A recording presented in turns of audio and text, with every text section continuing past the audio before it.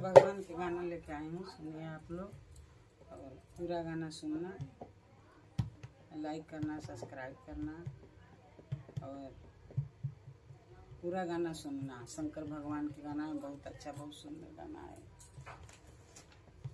आई दादा क्या